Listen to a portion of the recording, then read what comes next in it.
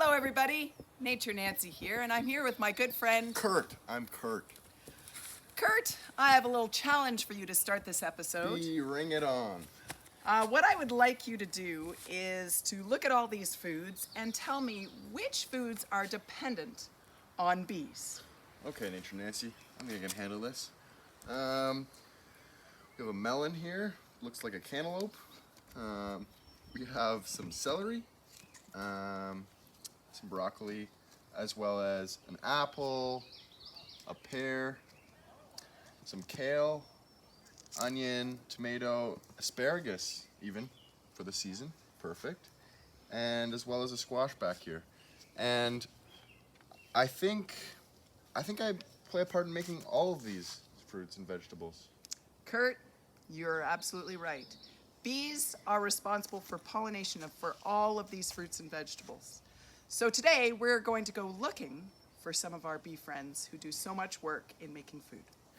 So there are 400 species of bees in Ontario, and this crabapple tree, full in blossom, is a great place for them to collect nectar and pollen, and we're going to have a look and see what we can find.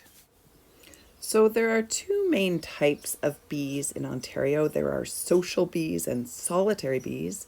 And this bee that you see right here is a honeybee. It's one of the most popular of the social bees. They all live in hives together. There could be up to 60,000 in a hive.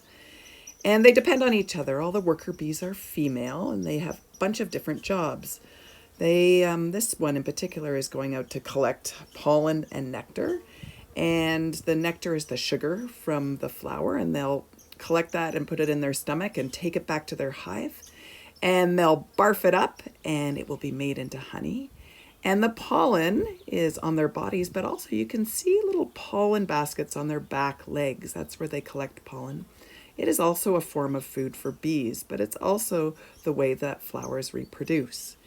Now, honeybees are responsible for about a third of all the food that is made, that we eat actually in southern Ontario.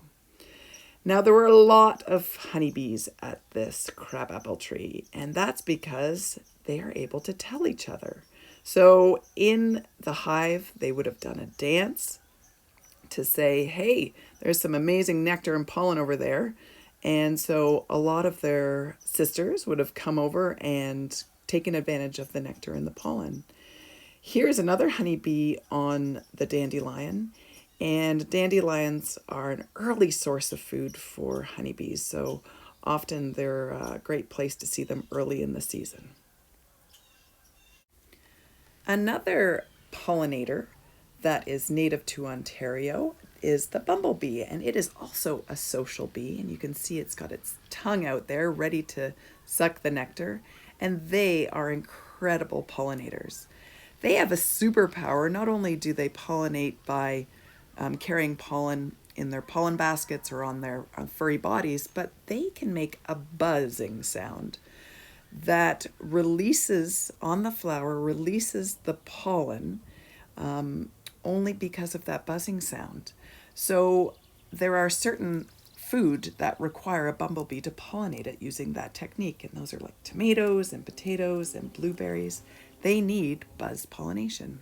Here you can see one on a dandelion also enjoying the early food of the nectar from a dandelion.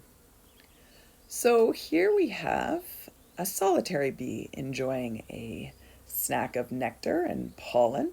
And this solitary bee lives on its own, not in hives with a bunch of other bees. And these homes could be in natural holes in wood or stone, or like a woodpecker hole maybe in a tree, or it could be underground. And they lay their eggs in these nests and bring the nectar and the pollen back to their young. These two little bees, I believe, are sweat bees. And sweat bees go very unnoticed because they're quite small, along with lots of other types of solitary bees. And these sweat bees can be brown in color, but also can be bright green, as you'll see the next one's coming up. And the sweat bees are called this because sometimes they come onto your skin because they like the salt of your sweat, not because they want to sting you, but because they like the salt of your sweat. And they also like to have their nests underground. So there we have the sweat bees. Another small solitary bee is a mason bee, but they live in holes in wood or in stone. This creature is mimicking a bee with its stripes, but it is actually a fly. So your activity for today is to make your own bee home. And this is going to be a bee home for a solitary bee, like a mason bee.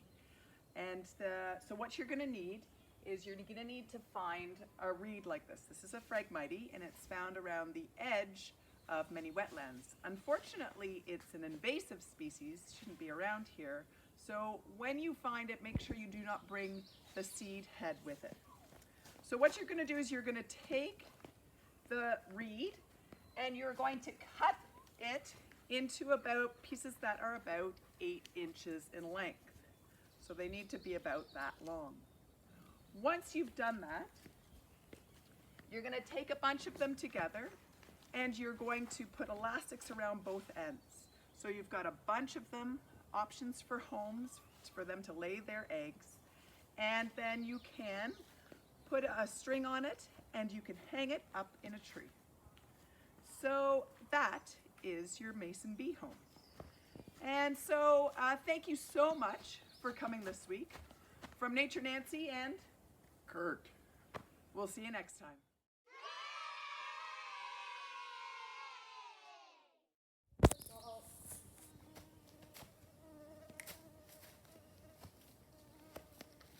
Oh, I forgot my measuring tape.